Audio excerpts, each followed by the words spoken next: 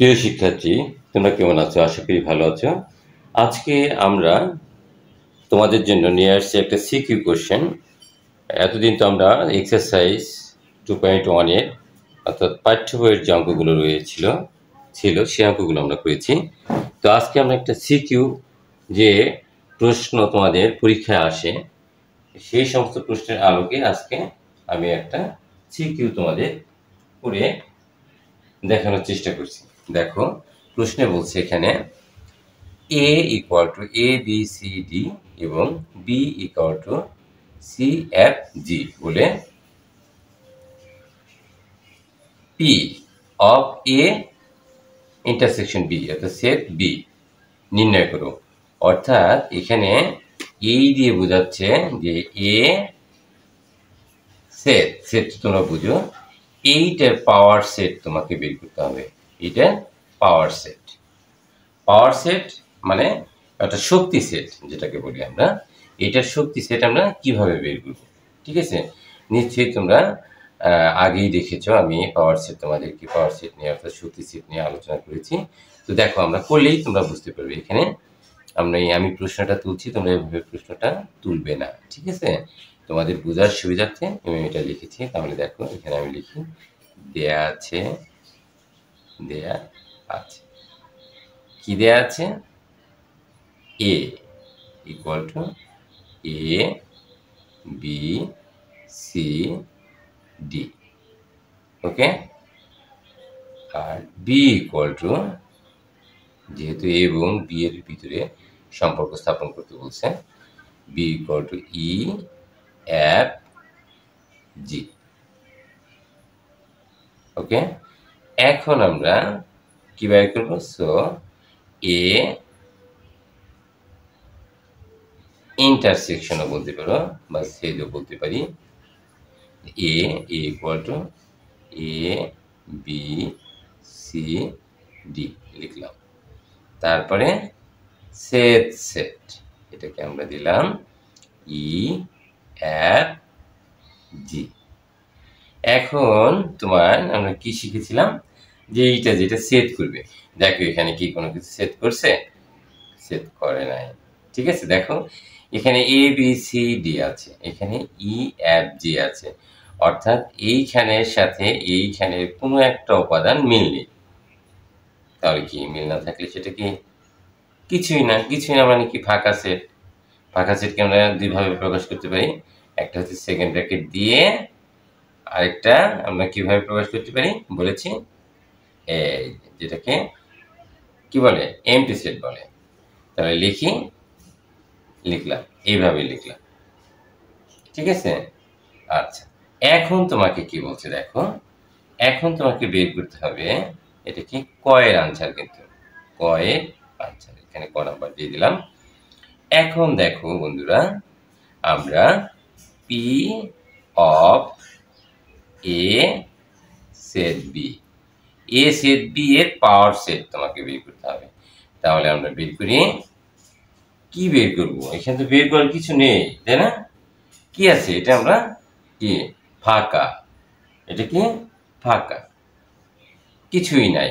অর্থাৎ কিছুই নাই বলতে একটা আছে, এই যে এটা আছে।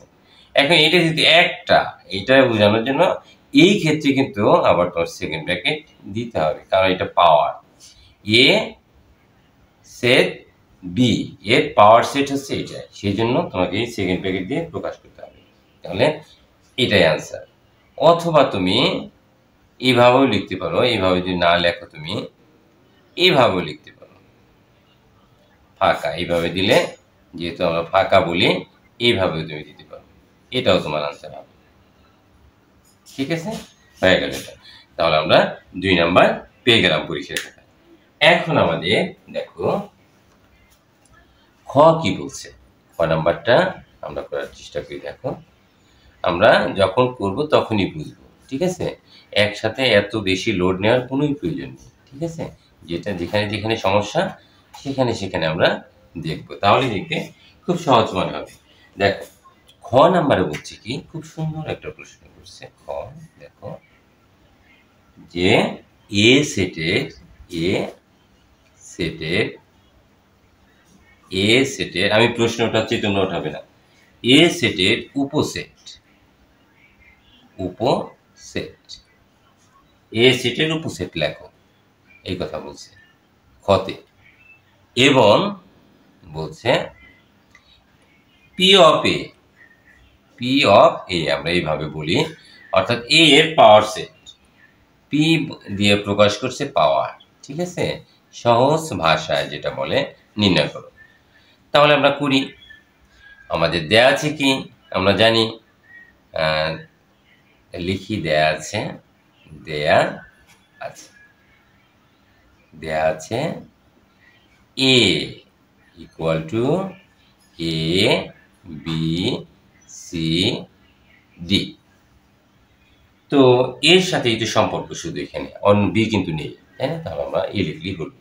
তাহলে এ এর উপসেট অর্থাৎ সাবসেট, আমরা ইংরেজিতে বলি এটাকে সাবসেট, ওকে।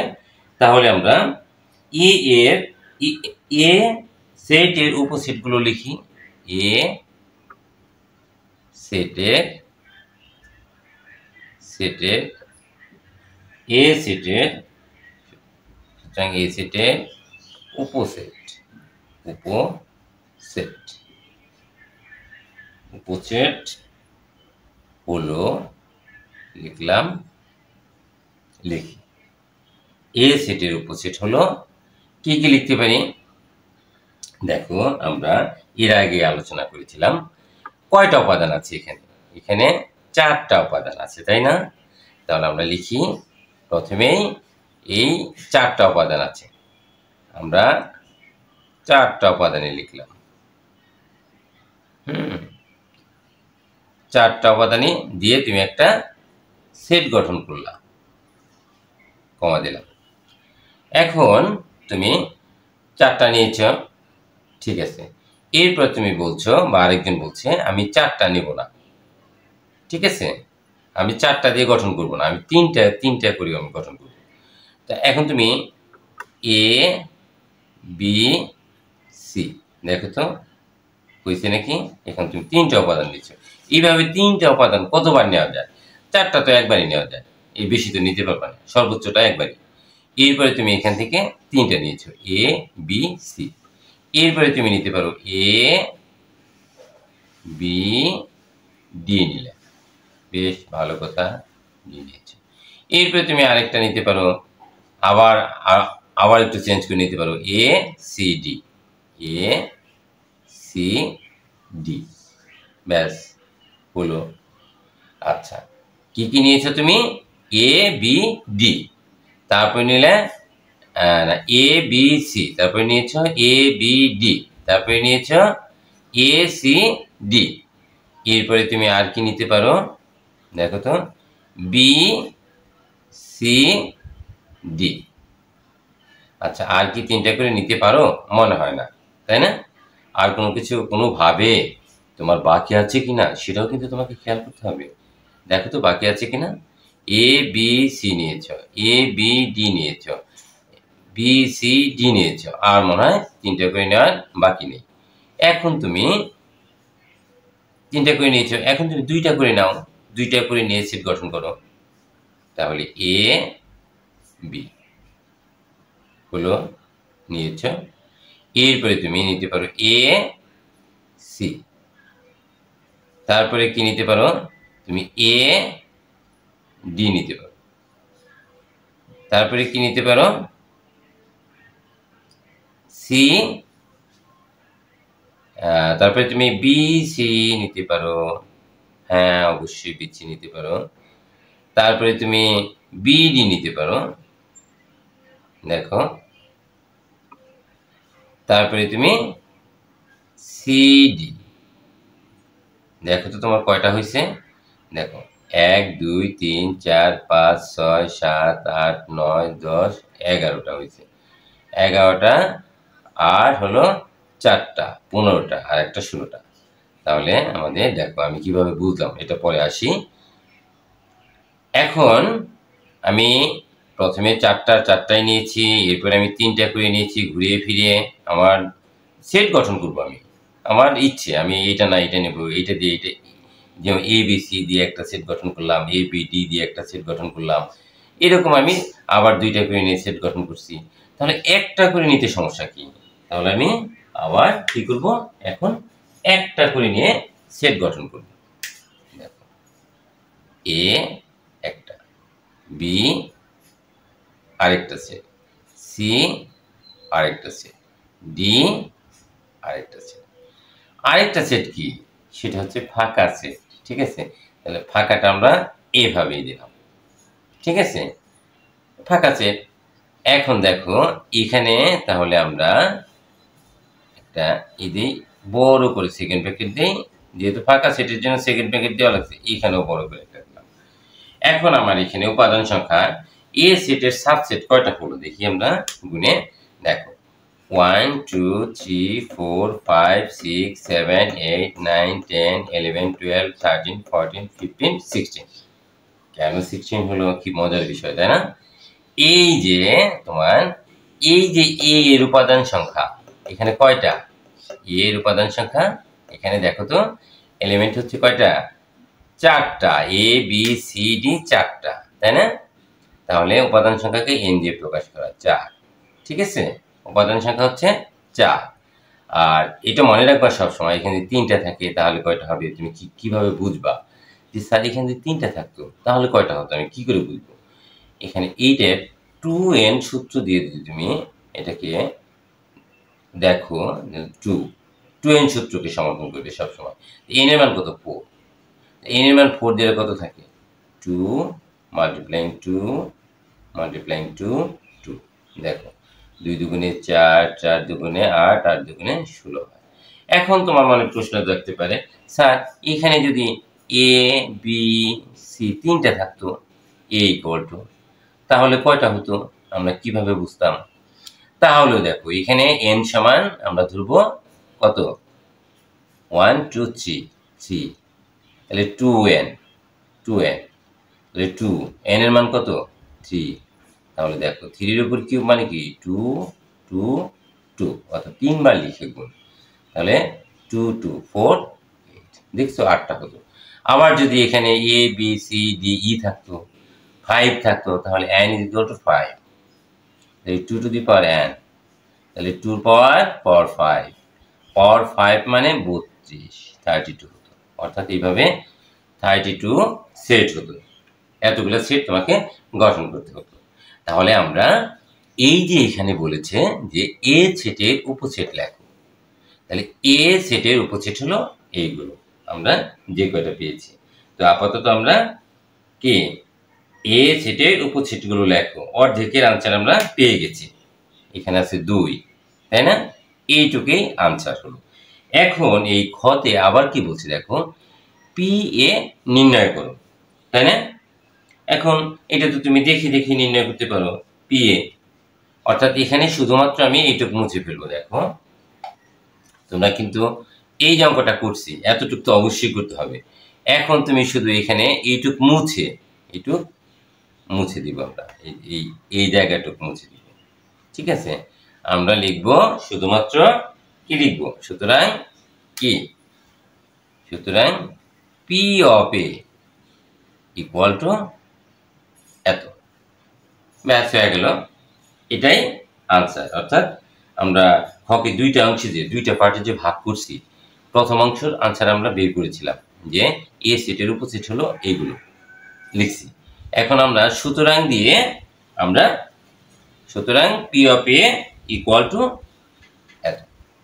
আশা করি তোমরা খ নাম্বারের আনসার পেয়ে গেছো এবং বুঝতে পেরেছো। নেক্সট নাম্বার দেখো, আমরা গ নাম্বার কিভাবে করি। গ নাম্বার বলছে আমি প্রশ্ন লিখি, তোমরা কিন্তু অবশ্যই পরীক্ষার খাতায় প্রশ্ন লিখবে না, ঠিক আছে? মনে থাকবে পরীক্ষার খাতায়। আর যেগুলো কিন্তু রাফ করেছি তোমাদের বোঝানোর জন্য, আমরা মুছে ফেলি। দেখো নেক্সট হচ্ছে গ। আমরা একটা সৃজনশীল আমাদের এখন কমপ্লিট হতে যাচ্ছে। গ নাম্বার করলেই খুব মজার এবং খুব সহজ অঙ্কগুলো, কঠিন না। গ নাম্বারে বলছে দেখো যে P P A, P of A এর উপাদান সংখ্যা কত? এর উপাদান সংখ্যা, পি অফ এর উপাদান সংখ্যা কত? এটার আনসার আমরা পেয়ে গেছি। দেখাও যে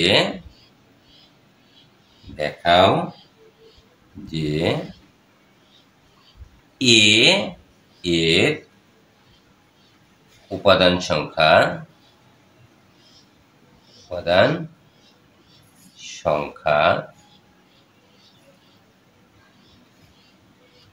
n হলে পি অফ এ এর উপাদান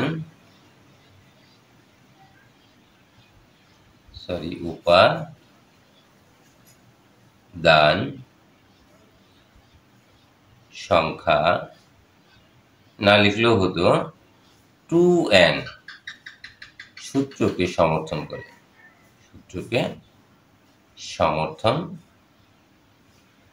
করে, খুব important, most important and for your exam.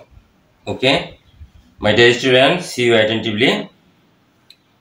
এখানে দেখো আমরা পি অফ এ এর উপাদান সংখ্যা কিন্তু কিছুক্ষণ আগেই আমরা বের করেছি, তাই না? পি অফ এ এর উপাদান সংখ্যা, তাই না?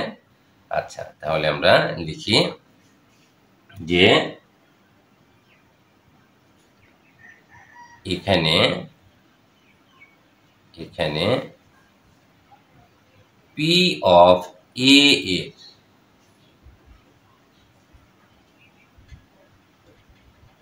উপাদান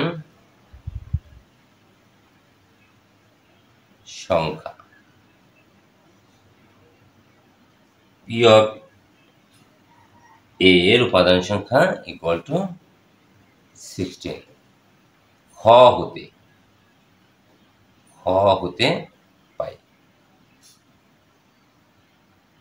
হতে পাই পি অফ এ এর উপাদান সংখ্যা 16, রাইট?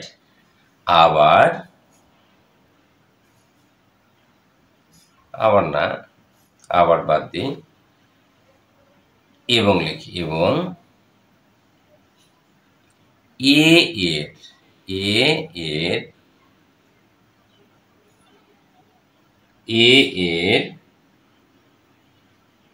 এর না লিখে এ সেটের লিখি, এ এর বা এর এক কথা, এ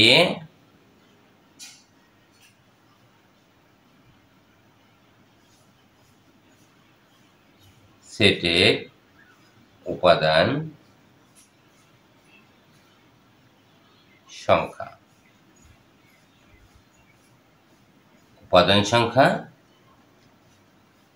equal two n equal to কত? n দিয়ে প্রকাশ করি আমরা। এ এর উপাদান সংখ্যা আমরা গুনেছিলাম, এই দেখো 1 a b c d, তাহলে কয়টা? 4টা, লিখলাম 4, রাইট? সুতরাং এখানে লিখি পি অফ এ এর উপাদান সংখ্যা ইকুয়াল টু 16, রাইট? তাই পেয়েছি, কিন্তু পি অফ এ এর উপাদান সংখ্যা 16 আমরা পেয়েছি, right? Okay, right. So we can write, দেখো এইটাকে আমরা এইভাবে যদি ভাঙাই, এটা কিন্তু অঙ্কের অংশ না, বোঝার জন্য। 8 2 4 2 2, তাহলে কি পাই দেখো তো, 2 2 2 2 2, তাহলে 2 এর উপরে পাওয়ার এখানে 1 1 1 1 আছে, তাহলে গুণের সময় পাওয়ারগুলো যোগ হয়, 1 যোগ 1 2 3 4, তাহলে এটাকে আমরা কি, এটা সমান কত? 16, তাহলে 16 সমান আমরা কি লিখতে পারি 2 টু দি পাওয়ার 4। মুছে ফেলি এটা। এটা চমৎকার ভাবে তোমরা বুঝতে পেরেছো আশা করি। দেখো এখন আমরা এখানে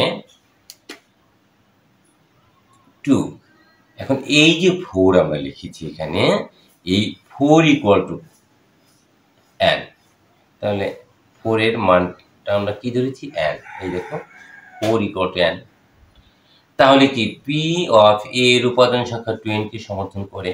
তাহলে আমি এখানে লিখি ইহা 2n সূত্রকে সমর্থন করে।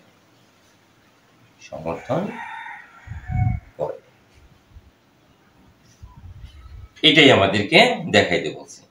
তাহলে আমরা এখানে লিখতে পারি শুড,